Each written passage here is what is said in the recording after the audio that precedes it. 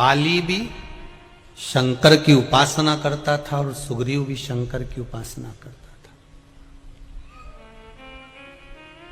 अब एक बात ध्यान देना, बाली का जब विवाह हुआ, पत्नी का नाम था तारा। क्या नाम था? तारा। कहां से प्रकट हुई थी है? जो देवता और राक्षसों ने मिलकर मंथन करा था, उस मंथन में बाली और सुषेण वेद, इन दोनों का बहुत ज्यादा सहयोग था मंथन के समय पर। बाली और सुषेण वेद, जिसने लक्ष्मण जी को संजीवनी दी थी, ये दोनों साथ रहते थे और दोनों का प्रबल सहयोग उस मंथन में था। जो देवता और राक्षस मिलकर मंथन कर रहे थे, सुषेण वेद को और बाली को क्यों रखा गया था?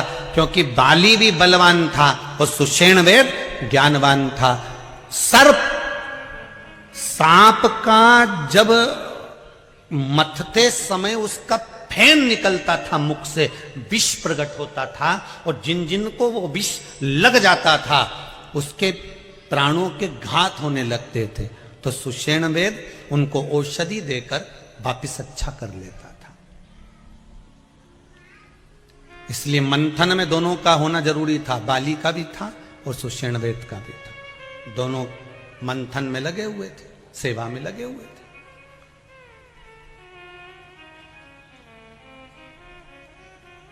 कथा कोई भी कराए, मंथन कोई भी कर रहा हो, पर सेवा मूल है। कथा कोई भी कराए, सेवा मूल है। कि आप क्या सेवा में लगे हुए हैं? कोई व्यवस्था संभालने में लगा है, कोई बैठने की व्यवस्था करने में लगा है, कोई फलहार व्यवस्था में लगा हुआ है, कोई स्वल्पाहार व्यवस्था में लगा। तो ये सेवा मूल है अपनी जगह पर।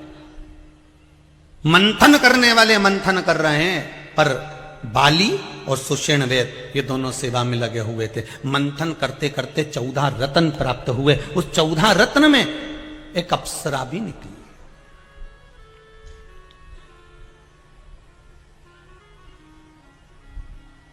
चौदह रत्न में एक अप्सरा भी निकली है। उस अप्सरा में प्रबल अप्सरा थी तारा, बड़ी सुंदर थी। और जैसे ही प्रकट हुई तारा, जैसे ही प्रकट हुई वो अप्सरा, जैसे ही प्रकट हुई तारा, तारा को यहां बाली ने भी देख लिया और सुषेण वेद ने भी देख लिया, और दोनों ने कह दिया कि इससे विवाह करना चाहते हैं, इसको हम अपना बनाना चाहते हैं। अब बात यहां अड़ गई कि इन्होंने वो मंथन को रोक दिया उस अप्सरा के चक्कर में, तारा के चक्कर में। बाली का इसको मैं रखूंगा और सुषेण वेद के मैं इसको रखूंगा। दोनों खड़े हो गए। मंथन जब बंद हो गया, क्योंकि मंथन इसलिए बंद हो गया था क्योंकि सर्प का जो विष निकल रहा था वो देवता राक्षसों को लग रहा था। सब घायल हो चुके थे। अब ना तो सुषेण वेद उनका इलाज कर रहा था, ना बाली उसमें बल प्रदान कर रहे थे। तो बड़े घबरा गए देवता उन घबरा कर उस अप्सरा को ले जाकर भगवान विष्णु के पास पहुंचे। भगवान विष्णु से कहा, प्रभु ये अप्सरा निकली है 14 रत्न में, एक रत्न अप्सरा, ये तारा नाम की सुंदर नारी प्रकट हुई है, क्या करना है इसका? भगवान विष्णु ने कहा, क्या चाहते हैं? बाली कह रहा है मैं इसको अपनाऊंगा, सुषेण वेद कह रहा मैं अपनाऊंगा। भगवान विष्णु निर्णय नहीं दे पाए तो शंकर जी के पास ले गए, शिव जी के पास।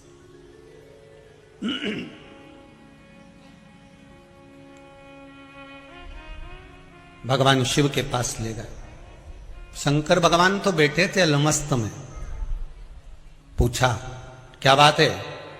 भगवान विष्णु बोले, प्रभु आपके पास आए हैं। क्यों? फिर देख लीजिए कितनी सुंदर बात लिखी है शिव महापुराण के अंतर्गत। मनुष्य तो मनुष्य, देवता भी जब चक्कर में पड़ जाते थे, कोई निर्णय तक नहीं पहुंच पाते थे, तब देव अधिदेव महादेव को याद करते थे कि शंकर हमें निर्णय तक पहुंचाए, हमें निर्णय तक पहुंचाए। एक लोटा पानी, एक बेलपत्र, एक पुष्प, एक चावल का दाना व्यक्ति के निर्णय को बदल देता है महाराज। उसका क्या भाव था, वो क्या उसकी किस्मत में कितना दुख लिखा हुआ था। उस दुख को केवल उसका एक लोटा पानी उसको सुख की ओर ले जाता है। एक लोटा जल।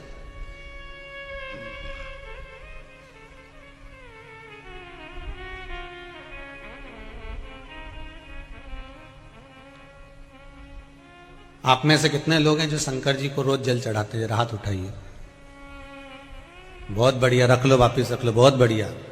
हर हर महादेव, धन्यवाद बहुत बहुत। और आप तो चढ़ाओ, साथ में अपनी अड़ोसन, पड़ोसन और पीछे वाली धड़ोसन, इनको भी कहो कि एक लोटा पानी शिव को चढ़ाने में कुछ घटता नहीं है। 3 दोष मिट जाते हैं। पहला वास्तु, दूसरा पितृ, तीसरा कालसर्प दोष। ये 3 दोष शंकर जी पर एक लोटा पानी चढ़ाने से मिट जाते हैं। पानी मंदिर का नहीं, पानी अपने घर का लेकर जाओ। मंदिर का अगर पानी लिया है 1 लोटा तो 1 रुपया दान पेटी में चढ़ाओ, 2 रुपया चढ़ाओ।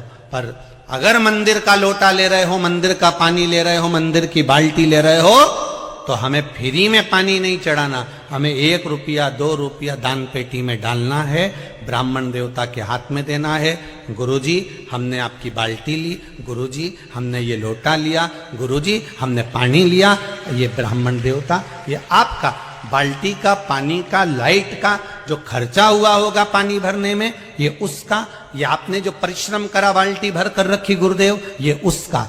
आप ब्राह्मण देवता को 2 रुपया 5 रुपया जो भी है, 1 रुपया 2 रुपया जो दान पेटी में है, अगर मंदिर का पानी प्रयोग में ले रहे हो तो वहां पहले दो, उसके बाद प्रयोग में लो, उसके बाद में, नहीं तो अपने घर से लेकर जाओ 1 लोटा पानी।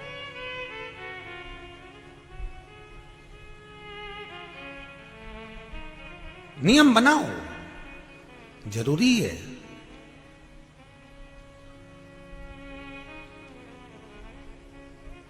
और अगर 1 लोटा पानी भी आप शंकर को नहीं चढ़ा सकते तो फिर निवेदन करूंगा, बहुत अगर दुखी हो, बहुत तकलीफ में हो, बहुत कष्ट में हो, नौकरी नहीं, सर्विस नहीं, काम नहीं, धंधा नहीं, व्यापार नहीं, व्यवसाय नहीं, अगर कुछ भी नहीं दे सकते तुम शंकर भगवान को, तो प्रसन्न होकर किसी भी शिव मंदिर में चले जाओ और शंकर जी के मंदिर में झाड़ू और पोछा करना प्रारंभ कर दे। 3 महीने में भाग्य चमका देगा।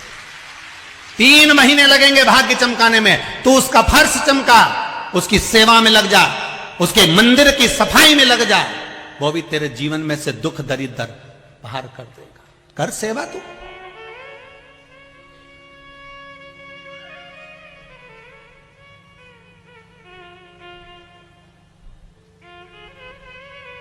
कोई जल चढ़ा कर गया, बेलपत्री चढ़ा कर गया, कोई चावल चढ़ा कर गया, कोई मूंग चढ़ा कर गया, कोई अगरबत्ती, कोई धूप बत्ती, कोई दिया लगा कर गया।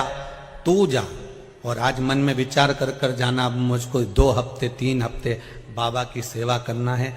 मैं जल भले ना चढ़ाऊं पर मंदिर में झाड़ू और पोछा लगा दूंगा, मंदिर की सफाई मैं कर दूंगा और प्रसन्नता आपके जीवन में अपने आप बाबा देते जाएगा। आप उसकी सेवा में तो लगो। कई लोग कहते हैं गुरुजी क्या हम झाड़ू पोछा करेंगे अच्छा लगेगा? अरे भाई, अपने घर की तिजोरी की सफाई कोई नौकर करता है क्या? अपने घर में तिजोरी है, उसकी सफाई दीपावली पे किस किस के घर में तिजोरी और अलमारी की सफाई नौकर करेगा?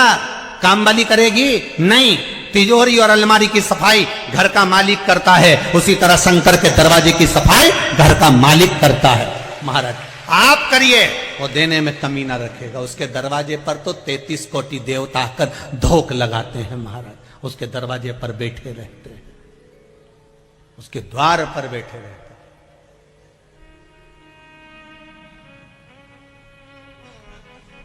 चले मेरे भगवान विष्णु भगवान शिव के पास में, भगवान शंकर से विनती करने जा रहे हैं, भोलेनाथ ये अप्सरा निकली है जिसका नाम तारा है, और ये अप्सरा इसको बाली भी मंग रहा है, इसको सुषेण वेद भी मंग रहा है। अब आप बताओ ये किसको दी जाए? शंकर भगवान के पास में भगवान विष्णु लेकर पहुंच गए। अब भगवान तो भक्तों का तो दुख झेलने के लिए भगवान बैठा है। भगवान का मतलब ही क्या कि अगर भक्तों का दुख ना झेले। हाँ, आप कई लोग कहते हैं महाराज जी हमारे जीवन में ये दुख है, हमने ये करा, हमने वो करा, दुख नहीं कट रहा। क्या बात है, हो सकता है दुख भारी हो, पर चिंता मत करना, उसके दरवाजे से कहीं मत जाना।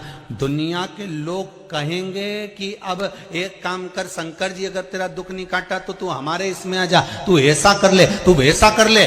भटकना मती, एक ही दरवाजे पर बैठे रहना, एक 10 खड्डे खोदने में पानी नहीं निकलेगा, एक बोरिंग ऐसा गहरा करवा दो कि पानी निकल के माने, तब तक बंद मत करो मोटर को। निकल 100 फीट 200 फीट 300 फीट 350 400 कहीं तो निकलेगा। एक ही जगह खोदो ना। अब 150 फीट यहां खोद दिया, 250 फीट वहां खोद दिया, कितना हो गया? जम के बोलो 350। अब 350 तो 2 जगह खोदा, उसमें कुछ नहीं निकला। इससे तो 350 एक ही जगह खोद देता, पानी निकल कर सामने आता। एक बार एक को पकड़कर भक्ति में डूब जाओ, भक्त के दुख हरने का काम मेरा देवादिदेव महादेव करता है। वो दुख हर लेगा, हरेगा दुख शंभु में।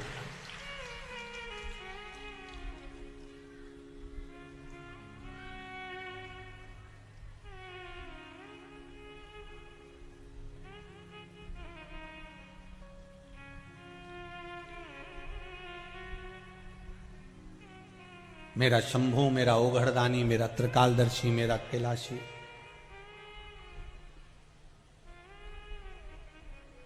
वो क्यों ना हारेगा? आप एक बार दिल से उसको बोलो, जैसे आप अपने मम्मी और पापा से कहते हो ना, मम्मी, बिल्कुल वही अंदाज आपका होना चाहिए। प्रार्थना कभी सुनी सुनाई मत करना, प्रार्थना कभी सुनी सुनाई मत करना, विनती कभी सुनी सुनाई मत करना। आप तो अपने दिल से, हृदय से, मन से, जैसे आप अपनी मम्मी से, जैसे वो कहते हैं ना, एक भेड़ चराने वाला, बकरी चराने वाला, जो भेड़ चरा रहा था, बकरी चरा रहा था, भेड़ चरा रहा है, वो चराने वाला, भेड़ चराने वाला भेड़ों को इकट्ठा करता और उनके बाल में से जूं निकालता रहता, जूं निकालता उनके बालों में से, और भगवान से कहता, भगवान राम जी, वन में रहते रहते तुमको बहुत सारी जूं पड़ गई होगी, मैंने सारी भेड़ की जूं निकाल दी, एक बार तुम मिल जाओ, तुम्हारी भी निकाल दूंगा। इतने में तो वहीं से एक संत निकल कर जा रहे थे। संत ने कहा, अरे मूर्ख हो गया, पागल हो गया, बावरा हो गया, राम जी को कोई जूं होती है? आज के बाद ऐसा बोला है तो सोच लेना। उसने बोलना बंद कर दिया। सीता जी ने राम जी से कहा, प्रभु एक भक्त रोज तुम्हारी स्तुति करता था, शाम के समय पर बकरियां लेकर बैठता, भेड़ लेकर बैठता, रोज स्तुति करता, स्वामी वो उसने स्तुति करना बंद कर दिया। राम जी बोले, सीता तुझे अच्छा लगता था? हाँ प्रभु, मुझे बहुत अच्छा लगता था। फिर वो स्तुति नहीं कर रहा, क्यों? कोई संत ने मना कर दिया।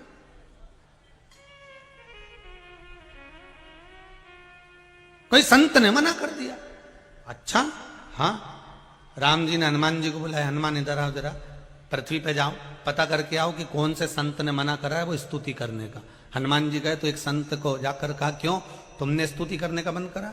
तो क्या कोई वो स्तुति थोड़ी ना करता था, वो तो कहता था, राम जी जैसे मेरे बकरी के, मेरे भेड़ के जूं पड़ गई, मैंने निकाल दिया, ऐसे तुम्हारी निकाल दूंगा, तुम मिल जाओ। मैंने ये कहने से मना करा। हनुमान जी ने कहा, उसको बोल कराओ, जैसे बोलता था वैसा कि वैसा ही बोले। तो संत ने कहा, वो संस्कृत नहीं बोले, वो हिंदी नहीं बोले, वो आड़ा टेढ़ा बोले तो भी बोलने दे, बोलने दो, तुम तो बोल के आओ।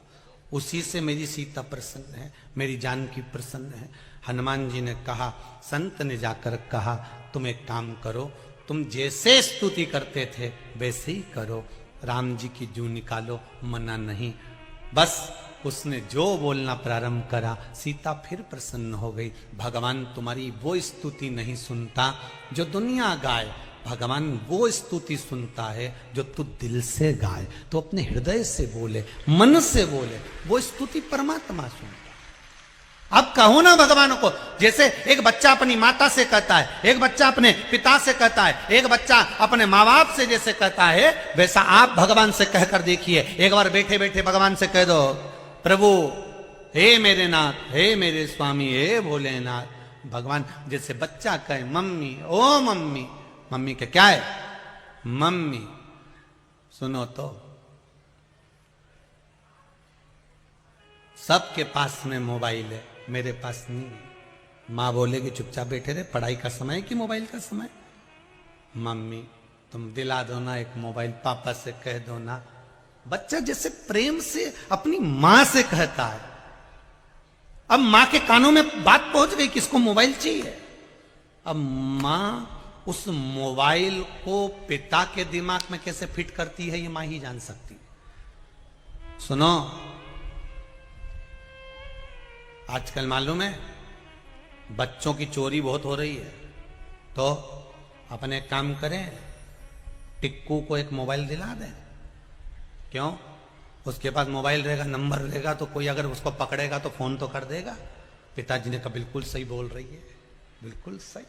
पिताजी दूसरे दिन जन्मदिन पे तो टिक्कू को मोबाइल दे दिया। तुम जैसे अपनी मां को प्रेम से कहते हो, इतना प्रेम से तुम देवाधिदेव महादेव को तो बोल के देखो, बाबा, ओ बाबा, ओ बाबा, शंभो शरणे पड़ी मांगो घड़ी दुख का दया करी न दर्शन। अब दिल से कहो तो उसको, विनती करो तो, निवेदन करो तो, एक बार भाव से, दिल से, अपने एक भक्त का जो स्वभाव होता है वो भाव से कहा।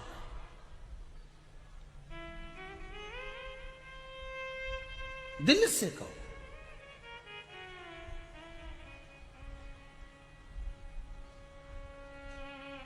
भगवान से दिल। देख लिया संसार हमने, देख लिया सब मतलब के यार हमने देख लिया। झूठे नाते झूठे रिश्ते, झूठा है संसार हमने देख लिया। भोलेनाथ ये संपूर्ण संसार, संपूर्ण जगत, संपूर्ण विश्व सब झूठ का दुकान, सब झूठ। अब तेरे सिवाय कोई हमारा नहीं, हमारा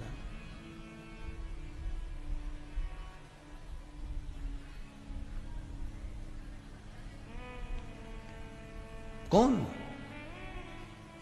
शिव की शरण में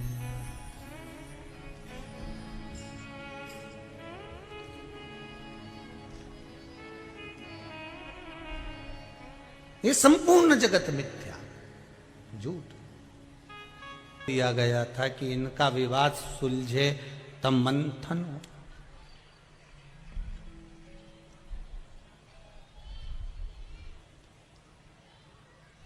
परिवार में, मोहल्ले में, रिश्तेदारों में, कुटुंब में, समाज में, लौकिक रीति में कहीं अगर विवाद होता है तो उसमें व्यक्ति का जो मस्तिष्क है, माइंड है, वो काम में नहीं लगता, फिर उसका माइंड फालतू चीजों में लगना प्रारंभ हो जाता। प्रयास करा करो अपनी जिंदगी में कि हमें किसी से झगड़ा नहीं करना, हमें किसी को अपशब्द नहीं कहना। कोई अगर आप पर उंगली भी उठाए, उठाने दो, ये एक उंगली उस आपकी ओर आएगी तो 3 उंगली उसकी ओर जाएगी। बोले बोलने दो। क्या होगा इससे? विवाद होगा तो आपका दिमाग फिर कमाई में नहीं लगेगा, भजन में नहीं लगेगा, स्मरण में नहीं लगेगा, काम में नहीं लगेगा, फिर ये दिमाग गलत जगह पर जाएगा। उसने कहीं मेरे लिए ऐसा तो नहीं कर दिया होगा, उसने कहीं मेरे को ऐसा तो नहीं बोल दिया होगा, कहीं मेरे लिए ऐसा तो नहीं कर रहा होगा, फिर दिमाग वहां चले गए। अब तुम कमाई में लगाओगे क्या मन को? भजन में लगाओगे क्या मन को? नहीं, तुम्हारा माइंड गया, दिमाग गया।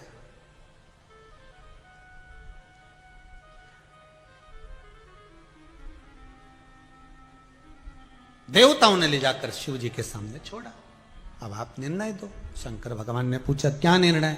कि निर्णय ये, परिसर खोलिए रिटर्न का, निर्णय दीजिए आप, क्या निर्णय देना है? निर्णय ये दो कि ये इस तारा को, इस अप्सरा को लेना है दो को, एक है सुषेण वेद और दूसरा है ये बाली। अब इनने कह दिया जब तक ये हमको नहीं मिलेगी, और दोनों को ही चाहिए। अब स्त्री एक, नारी एक, और ये दोनों को चाहिए।